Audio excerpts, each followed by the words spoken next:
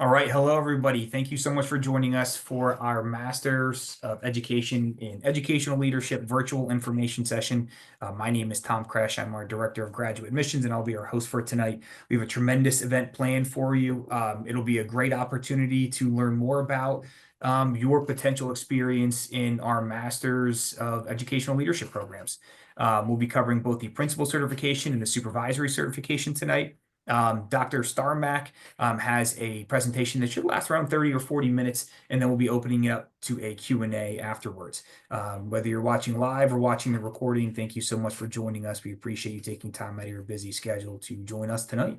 But before we go any further, if our panelists wouldn't mind introducing themselves, and we can start with Dr. Starmack. Good evening, everybody. And my name is Dr. Tom Starmack. I am the department chair currently for the Counseling and Education Leadership Department. And I also am the program coordinator for the Ed Leadership Masters, Principal Certification Supervisory Cert. And then you can also just do cert only. So if you already have a master's, I would look at your transcripts, decide what you would need to get licensed, which is Julie's situation, and she'll talk about it a little bit. And then so yeah, welcome. Appreciate you coming and your interest in our programs. Thank you, Dr. Starmack. And Julie. Hi, my name is Julie Opney. I am in the program supervisory for curriculum and instruction. I already had a master's, so I looked and I'm doing the certificate only. And I am an administrator at River Valley School District, which is outside of Pittsburgh and Greensburg, Pennsylvania. And Julie, what certification are you working on? The supervisory for curriculum and instruction. Excellent. Excellent. Thank you. Thank you. We appreciate it. So again, if anybody has any questions, please feel free to put it in the Q&A. Again, if you're watching the recording, please feel free to hesitate, or please don't hesitate to reach out to Dr. Starmack or I, and we're happy to help. But we will go ahead and kick off the presentation here. All right. Welcome. So go back one slide. So this is a picture of one of our recent grads. She actually just was hired at the Selinsgrove Area School District as assistant high school principal. And she did obviously the principal certification program here at Commonwealth University.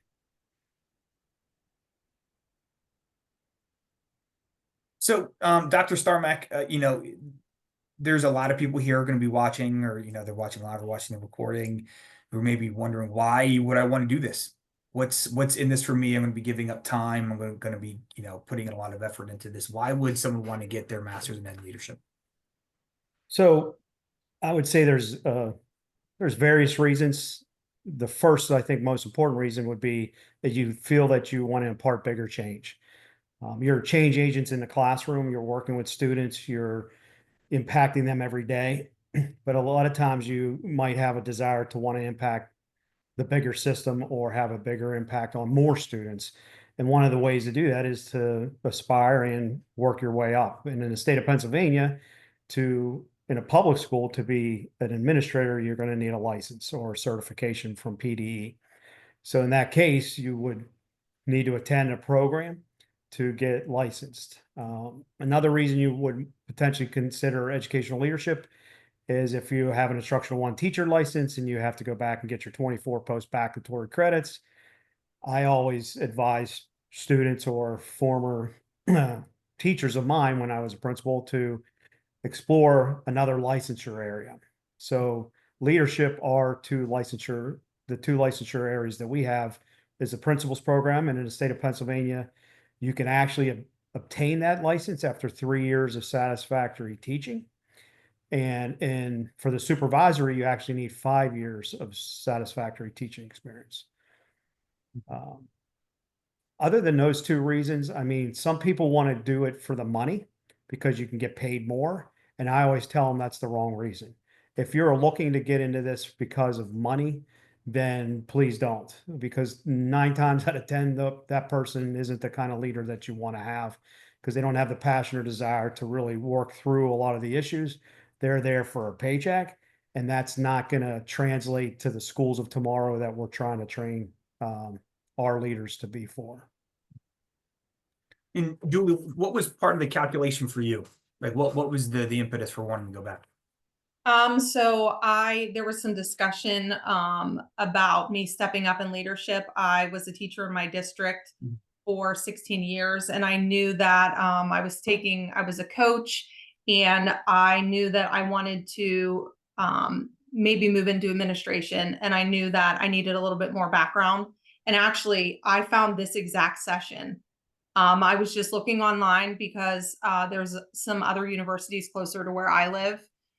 Saw this session, jumped on, listened to what we're doing tonight, and I was sold right away. I knew that this was the exact program that was set up for me. I just really wanted to expand my knowledge with school law and with more on the curriculum end. I'd had a lot of experience in the classroom working that way, but I really needed to have the paper behind me. So that's how I ended up here. Great, thank you. And then we have two programs that are embedded in the Masters of Ed Leadership. Dr. Starma, could you walk us through each program? Yeah, so the PK-12 principal certification is, if you're doing the master's, it's a 33 credit program, and you'll get your field experience / practicum internship is embedded in those 30 credits, and you'll see the courses kind of laid out here in a little bit. That allows you, the principal certification is really the second most powerful in the state of Pennsylvania. The superintendent's license is the most powerful because you could run an entire school district. But with the principal certification, you can not only run a school building, but you can actually be a supervisor of special ed. You can be a supervisor of curriculum instruction, supervisor or gifted, et cetera. So it is a more powerful license. Hence, there's a little bit more expectation and knowledge and skills. So therefore, we need a little more credits to get that master's degree. Once again, you can do cert only, and for either one of these. And what I would say is, once again, how many credits? It's likely a minimum of 12, but it could be up to 18 or 21, depending on what prior grad work that you have done, experiential learning that you might have under your belt. And we would meet one-on-one to discuss that. The PK-12 supervisory curriculum instruction cert is what Julie's going for. And this allows you to be a director of curriculum instruction for a school. And it allows you to supervise other staff members. So it gives you that administrative license, and you're going to likely step out of the union, and you would be in what we call Act 93, which is the administrator compensation agreement between the district and the administrators. And this would allow you to orchestrate the curriculum, work with federal programs, to assist the principals in leading their instruction and instructional delivery in their school buildings, working to acquire grants, get grants for the district, things of that nature. The PK-12 supervisory is more of a district lens because you're looking out of the central office at the entire school district, where the principal, we're going to look at the building level. And since it is PK-12, we do diversify and talk about, or differentiate and talk about elementary, middle level, and secondary or high school. So we do expect some experiences in your internships at all levels, and we work to make that happen without you having to take time off. So you don't have to quit your job or take a sabbatical to get your internship hours or practicums, et cetera, to be completed. And I think you mentioned this earlier, Dr. Starmack, that the program is available both as a master's degree with the embedded certification and as a standalone certification. I just wanted to clarify, because I know we get that question a lot, that you are able to do them separately as needed. Correct. That is correct. So some of the key highlights, we're endorsed obviously by PDE. We are CAPE accredited. That's the National Accreditation for Education. We prepare graduates to hold administrative positions, and not only in public institutions, we have a lot of students that come from private schools as well, even virtual schools. Commonwealth Charter Academy is one of our we have a lot of students coming out of Commonwealth Charter Academy. And you can earn your certification. This is all online with the exception of the practicum, which you'll do most times is in your home district. But I do also work and pair people up when they want to get experience outside their district. So we have relationships from pretty much all districts across the state. So it's not hard to get that established. If we don't have one, we would set up an affiliation agreement and make that work. You're required to have a mentor as you go through the program, and that mentor is someone that's seasoned.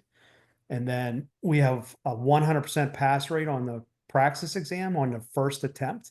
We're very proud of that fact because we align all of our curriculum and the work that we do for this, not just for the exam, but for the licensure. However, the principal's exam is about $450. So it's an expensive investment. We want to make sure that you are successful first time around. And then the supervisory is a little less expensive, but we still have, 100% pass rate. And then students, we have students from Pittsburgh to Philly to New York border to Maryland border. We're all the way across the entire state because we are online. And Dr. Starma, can you talk more about the seasoned administrators? How would someone identify the seasoned administrator, and do you work with them is it consultative in trying to find the right fit? So twofold. One of their recommendations for admissions is a letter of recommendation, and we're looking for at least one of those letters. If you're looking for the principal cert, we're hoping it's coming from your building principal or assistant principal so that they're aware that you're entering the program.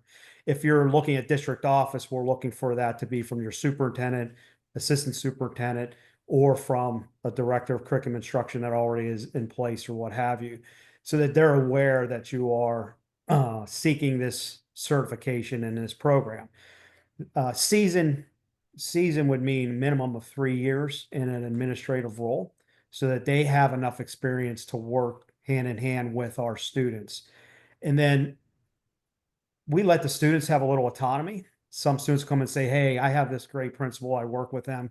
Can I use them as my mentor, et cetera? 99.9% of the time, the answer is yes. There are times that I'll have students come in and say, you know what, I'm not real thrilled with my principal or my school district.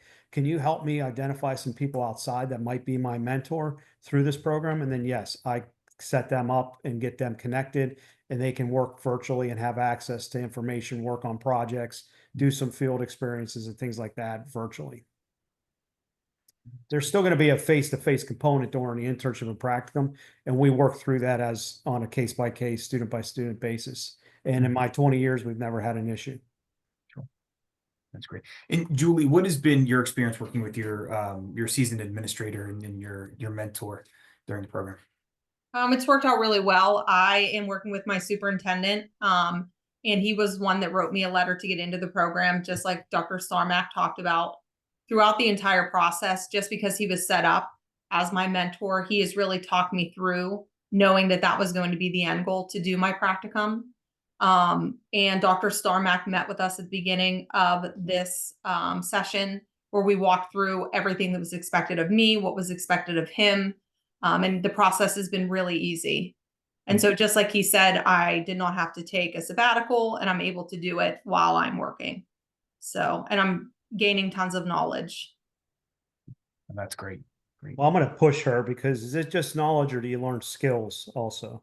Oh, absolutely skills, because we have to prove what, that we're actually doing, what is required of the job. Yeah. And that's a an important distinction too, Dr. Starmike too, is when you take the job as a principal or as a leader in the school district, like the second you cross the graduation stage, you take the role, like you start in the school district, everyone's looking to you. Like, and that's got to be probably somewhat intimidating. So I would imagine that the preparation here is, I mean, there's a lot at stake when you graduate and you take that first job. So I think that's important. Yeah, one of the analogies I like to use is if you think back when the first time you got your driver's license, and you were handed the keys to your car, the excitement you had, but also the anxiousness and nervousness and the feeling of power. Well, when you get that administrative license and you step into that role, you have a whole lot of power. And like, from the movie of, I think it was Spider-Man movie, with great power comes great responsibility, right? It's how you yield that power and what you do with that power. But, we discussed that, we worked through that. And one of the things I'm always pushing is readiness for the position, readiness for the position. We want you, when you walk out the door, that you have readiness for the position. Does that mean you're going to be able to solve every problem or you're going to know how to do everything? No. And by the way, you can't do that as an effective leader. Effective leaders know that you're going to surround yourself with quality, competent people, and you're going to work through and empower people and so forth. So you know, that would be that analogy of that 16-year-old getting those keys. I think that's a great analogy for this sense of, and Julie's in an emergency search situation. So she's actually in the role, but she's not really supervising faculty or staff yet. So she's getting a little bit of a taste of that power that she has. And then it's going to become real when she's certified, because then the reins come off and then she's able to, you know, drive the bus, so to say, and take the district to new places. No pressure, Julie. Right. And I know for anyone who's watching this, we did an alumni panel discussion with some graduates from the program last year that is available on demand on the program website. That's a good thing to watch as you're considering the program, considering the potential career changes. You'll get a real clear sense of what the role entails and what it's like to navigate the program while working. And you'll get all that through the lens of a current student and then an alumni. So I just wanted to pass that along to the group.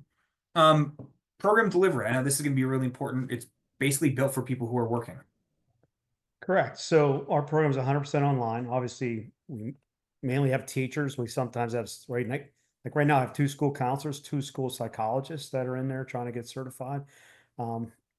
And it's a combination of synchronous and asynchronous classes. So you obviously will never have to drive to campus or worry about parking or things like that. You'll be able to, you know, take classes. If you have a vacation plan, we work around that, 'cause we do have summer classes, but we do understand people take vacations, and classes are offered in the evenings, 5 to 8 p.m.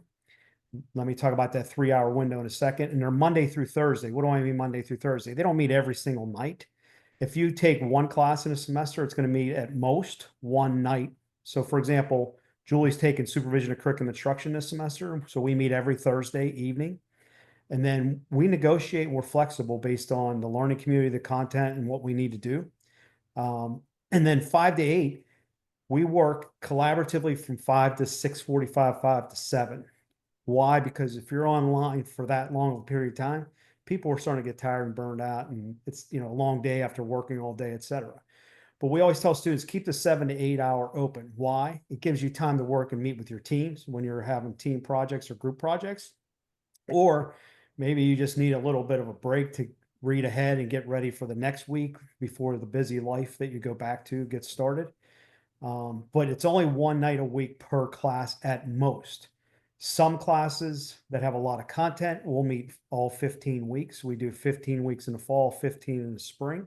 Summer could be a 6-week session or a 12-week session, depending on the class. And once again, it's at most one night per week per class. Now, if you take 2 classes, there are going to be times you're going to, you know, obviously you might have, I'll use data-driven decisions. That's Tuesday night. So if Julie was in both, she's not, but if she was, she would have class Tuesday night and Thursday night. But data-driven decisions doesn't meet every week. It meets every other week. So it all depends on the content of the class, what we have to do, but we're very intentional on how we have our classes and do our meetings. If a class is 100% asynchronous, we are a leadership program. Leadership's about relationships. So we have an expectation within our team or faculty that you're going to have what we call touch point meetings, which means you're going to open up and have a synchronous session that's voluntary, so you can connect with students. Students that can't attend, then we want to reach out to them, say, hey, we know you couldn't make the meeting. Maybe we can connect another time. I just want to check in and see how things are going. That way, there's that constant connection between faculty and our students in this journey.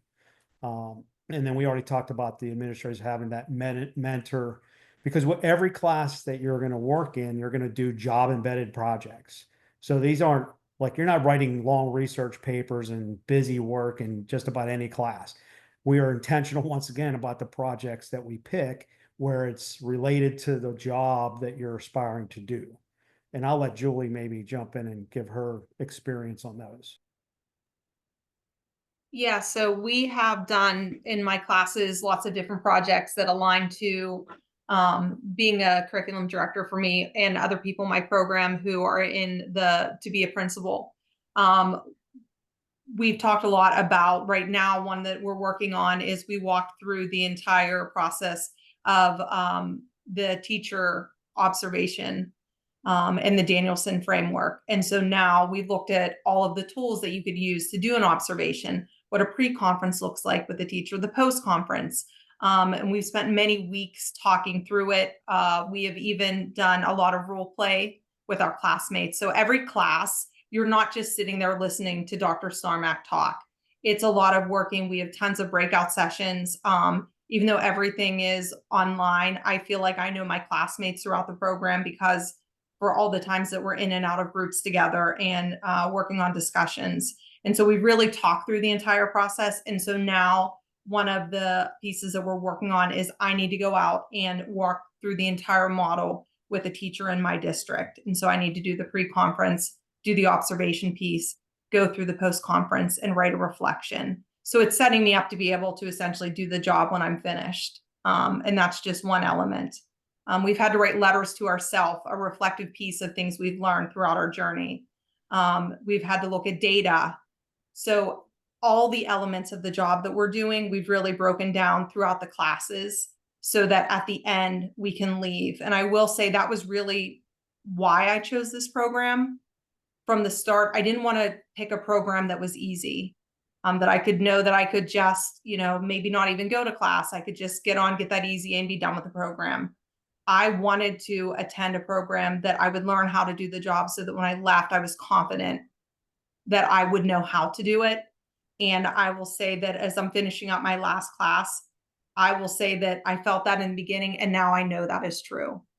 And so it was definitely the right choice for me. And for anyone who wants to step into this role, if you want to do the job and you want to do it well, I would definitely 100% recommend this program.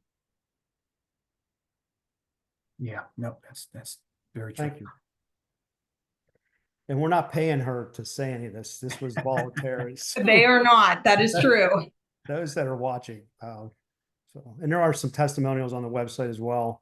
And if anybody ever wanted, I've trained over probably close to 150 regional or statewide administrators.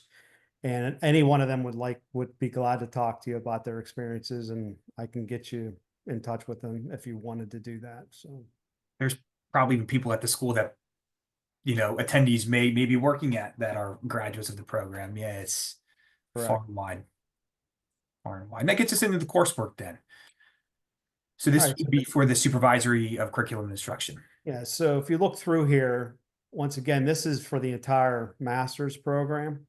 So if you were going to do the master's, you would have to do all of those courses. And if you already had a master's, then we would start walking through which ones do you not need. And a lot depends on what you took in your first master's, et cetera. For Julie, I'll give her as an example, and I didn't look at her program sheet, but without disclosing too much information, she had a lot of the information that she needed. She needed to do the school law class for sure. Most students do need to do school law, ethics, and finance class. And it's a lot of information that we pack into one semester, but I think students are pleasantly surprised at how much they actually have learned. And a lot of comments I get is, I should have had this class to become a teacher. And then not only that, the finance piece, it's like, wow, I wish I'd have known that sooner, because I really have a better understanding of how taxes work and where money's coming from and who influences and why we have federal money and things of that nature. Supervision of curriculum instruction is typically a class that everyone's going to take, because we are intentional. We're not only learning the content of how to supervise people, but then also the skills necessary to do it effectively. And then, curriculum theory and design, some students have that in a previous master's. The curriculum instruction evaluation class is typically something that we don't typically see that they've had elsewhere. And it's mainly job embedded projects that you work through in that class.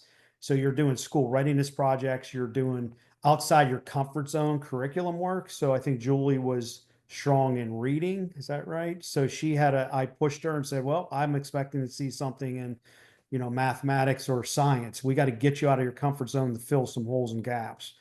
And then, organizational behavior and program development's another one that's not everybody has had in a previous program. If you had a master's, that typically you would come in and take.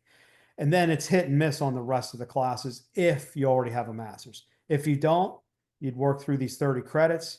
You could do it in about, if you want to do all 30 credits, you could do it in about 18 months and get licensed, or you have up to 6 years in the master's program. So once you enroll, you have 6 years to work through it.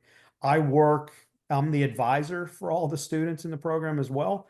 So I always ask them, what's your district reimbursement? How does that work? I put a note at the top of their advisement sheet, and then we're intentional on mapping a plan on the sequence of courses that helps them maximize their financial benefit from their school district, as well as finishing their goal to get out at a reasonable time frame.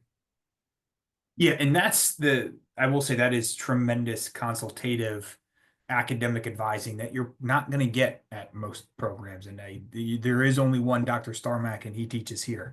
So I think that's really important as you navigate a process like this, because you're not always going to get that. And if you don't, you could be setting yourself up for some unnecessary difficult situations, so that's a great point. Now, Julie, this is the program that you are enrolled in. Do you have a favorite class? Do you have one that's near and dear to your heart, one that you've enjoyed the most? And if so, why? I'm going to go with the school law, ethics, and finance. I did not think that would be my favorite. I do love the curriculum, the supervision of curriculum and instruction that I'm in now, but I really like to learn the law just because, like Dr. Starmack said, you need to know that being in the school. It is an element that I believe should be a part of every teaching program, even for undergraduate. And really, I am finding myself using elements of that class every single day. So that definitely was probably my favorite. I feel like whenever we've asked other students, Dr. Starmack, that's typically the question. They're typically the answer, which honestly is surprising. Yeah, it is. And here's the thing. So you're not only in these classes just with people in your own program. This is another, I think, unique thing about our program. We have school counselors that take school law, ethics, and finance. We have reading specialists. We have supervisor curriculum instruction, principal candidates, and then at times we'll get teachers that take it as an elective. So we have a very eclectic audience, but you're not going to work in isolation in the real school. When you're out there doing the job, you're going to be working in eclectic teams. You're going to need a principal needs their counselors are their right and left hands, right? A curriculum director needs to be able to connect with the reading specialist or talk to another principal, et cetera. Even when I develop teams, there's sometimes that we do teams that are role alike, and there's times that we do eclectic teams. So once again, it goes back to the intentionality of how we're, setting up a success with the students and that readiness for the position. And that gets us to the principal certification coursework. Yeah, so the principal certification, you can see a lot of the overlap, right? You look through and you start reading these classes, you're like, wow, it's the same program. Well, there's 2 classes that are different. And the effective school principal, third from the bottom, and the special ed for administrators, as I alluded earlier in the video, with a principal's license, you can actually be a special ed director. So there's a whole nother course that we want to make sure that you are, school law, ethics, and finance covers the gamut of everything. Well, the special education for administrator takes a closer, deeper dive into the special education world and regulations and compliance factors that are necessary. And then the other nuanced difference of the principal's program is the internship. It's twice as long, and it's 6 credits, typically split over 2 semesters. And those semesters don't have to be consecutive. Once again, I work with each student. We figure out what works best for them, and we go from there. So the other program, if you flip back a screen, if you don't mind, the other program, the curriculum theory and design and development, and then curriculum instruction evaluation. Those 2 classes there are the only 2 different ones. So if you go forward again, I have students that will come in and say, I have no desire to be a principal. I want to do supervisory, et cetera, et cetera. And then they get into the program, they do what they need to do, and they're like, you know what? I think I'm going to continue on, and I want to get that principal's license too, because if that door opens, I want to be able to walk through that door, because you can't walk into the door of a principal without the license. The other direction you could, if you start out as a principal, you could walk into the door as a supervisor.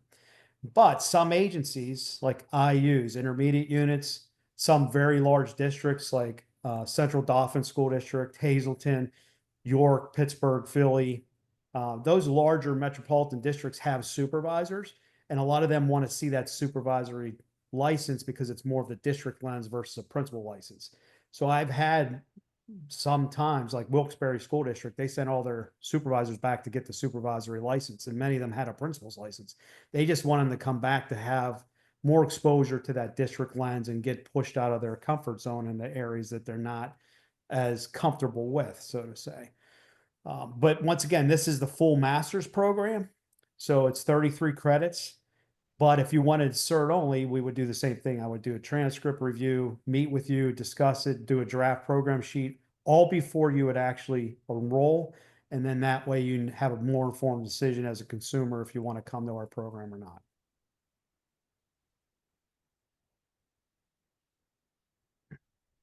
So I think we talked about these job embedded field work, every class, not busy work.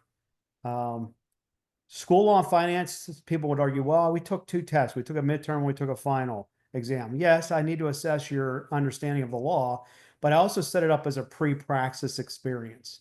So the tests are timed and the questions are written similar to what you'll see on the praxis exam. And then that way you're getting some of that practice of the praxis prior to taking the praxis. And that's not in every class. We only do that in that class, and it's also done in ed research if you're getting the master's. But there are many other projects within school law and finance to make up if you don't really do real well on those 2 exams.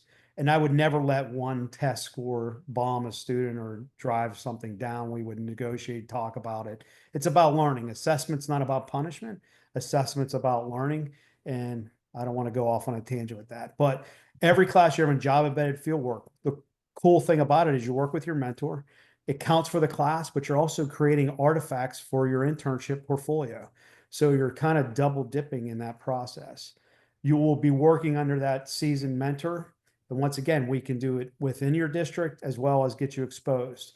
One example I'll give you, if you're in a male dominated school district of administrators and you're coming in as a female leader, aspiring leader, I want to get you exposed to some female leadership. So I would connect you, with a female leader. I don't push and mandate that, but I do offer that and encourage that. And then if that's something they would want, then we would go ahead and do that. And then I attend a law update every year. If there are legislative updates that come down the pike, we embed it in all of our classes. We're constantly revising classes. Like right now, supervision and curriculum instruction. Last year, well, it was about right after COVID, Act 13 was passed, and they shifted how teachers are evaluated. We're infusing that information right into our classes. So we try to stay 100% current on practices that are coming down the pike. Title IX was a big change a couple years ago. We embed that into school law and finance and ethics. And I can go on with tons of examples, but we're always staying current to keep it up to date. So you're not being ready for a school leader 3 years ago. It's to be ready for a school leader for next year. We always want to create the schools for tomorrow.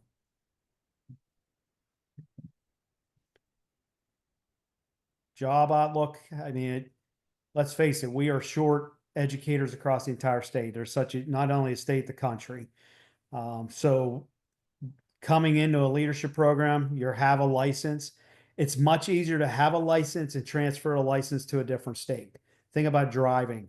If you have a driver's license in Pennsylvania, you can go to the DMV in South Carolina and get a new license, rarely without having to take another test or do anything else. Well, if you don't have a driver's license in Pennsylvania, you go out to South Carolina, you're going to have to do the vision test. You're going to have to get a physical. You're going to have to take the written test. You're going to have to sit down, have so many logged hours of driving, and then you're going to have to go drive for a test to get. Same thing happens with our licensure. The state of Pennsylvania has one of the most rigorous licensure requirements in the country. So most all states take our licenses, especially at the leadership levels, administrative levels. And rarely ever do you have to do additional work or take other tests and things like that. So it's transferable if you're thinking about moving out of state. But, large number of retirements. Let's face it, some of your youngsters that are in the room or listening or watching the recording, 34 years ago, they passed what was called the 30 and out bill. And it was a bill that was passed and a whole bunch of educators in the state of Pennsylvania got hired. I was one of those ones that got hired.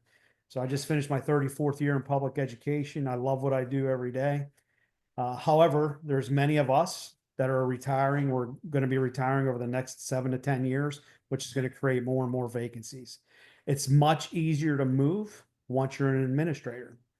Not encouraging to take the job if it just to be able to move, but if I take a job as a principal in District A, I can work for 2 or 3 years and easily move to another district as an administrator.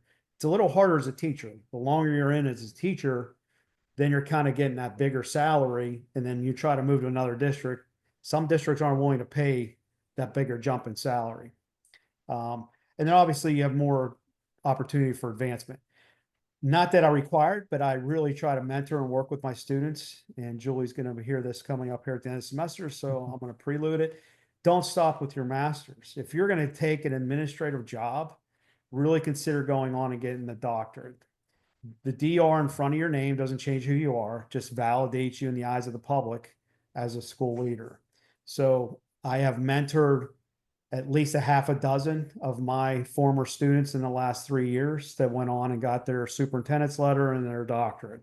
We don't have those programs at Commonwealth, but I'm very knowledgeable about some of the really high quality programs across the state for that, and would work with students forward if they decided to come with us.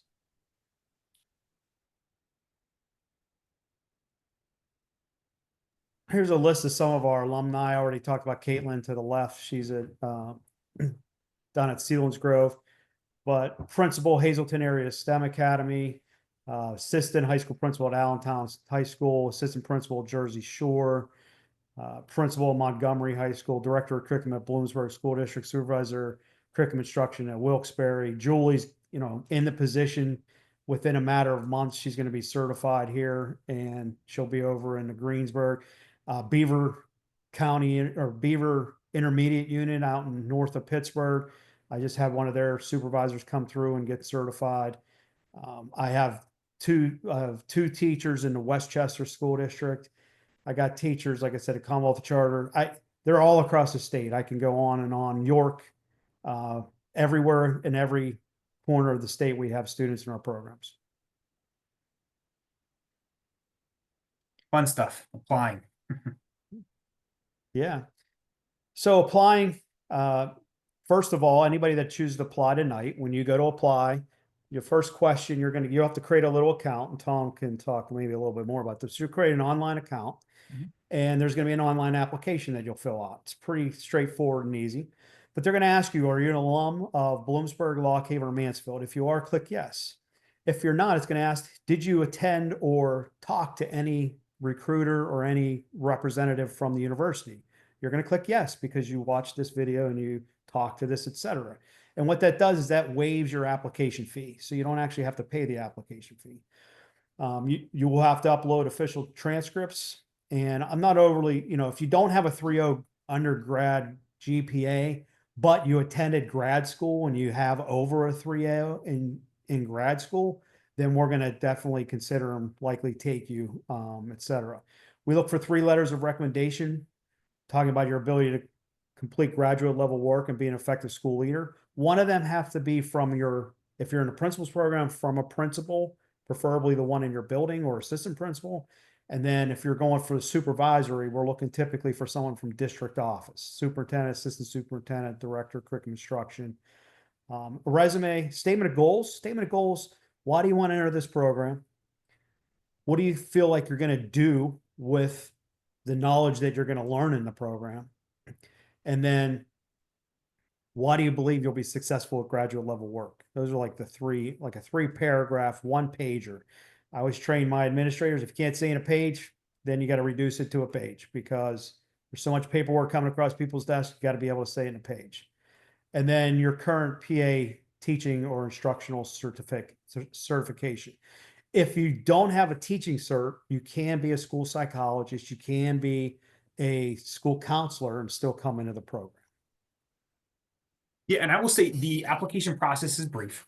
It does not take long. The application itself takes maybe 10 minutes to submit. And a lot of it's going to be pretty straightforward. We do accept applications for the summer, spring, and fall semester, so basically year round. And there is a lot of flexibility built into the program. The application process would be the same way. Yep. Dr. Starmark, is there anything else that you're looking for in a qualified applicant that might not show up on a transcript, or like what are some of the things you're looking for in terms of a viable candidate? Well, I like to read the letters of recommendation to see what other people are saying about that person. So, if it sounds very general, it makes me a little more leery, where if it's a little more specific, talking about how they've stepped up as a leader already, they do different things within their school district, they have good relationship with students, they're dedicated to public education or to education in general and the student success. And I'm not talking test scores, I'm talking student success. It's much more than a test score. The statement of goals we do read, because I'm trying to see, do they have a passion? Do they have a desire? Or does it seem like they want to just come in and just get the license to be able to move up the ladder to get more money? And you can't always get that through the reading or what have you, but sometimes it is kind of, obvious in there. I would say if you're qualified, we don't turn too many people away, but what I do too is I will meet with you. We'll have a meeting. I don't do a formal interview, but we have a meeting to discuss your goals, discuss what you want to do, and then we move forward from there. And then anytime anybody has a question, I'm able to meet with them. So there's my contact information. So feel free.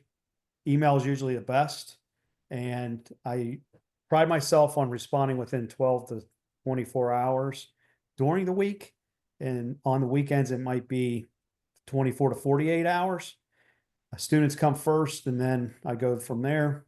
And then I will tell you, anybody that's watching this one, if you get an away message on, there are times that I might be away at a conference or something like that. Just read the away message, be patient. I will be getting back in touch with you.